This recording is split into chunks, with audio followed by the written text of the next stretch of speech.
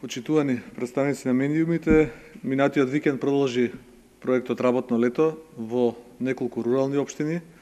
Социјалдемократскиот сојуз ги посети граѓаните на овие општини, ги размени своите мислења со нив и таму на трибини дискутираше за бројните проблеми со кои се соочуваат граѓаните во Република Македонија.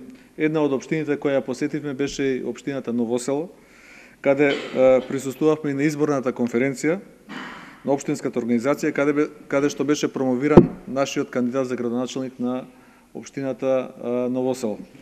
Петар Спасов и досега ја вршеше градоначалничката функција во општината Ново село и тоа многу успешно. На трибините и средбите со граѓаните самите се уверивме дека е одлично прифатен од нив.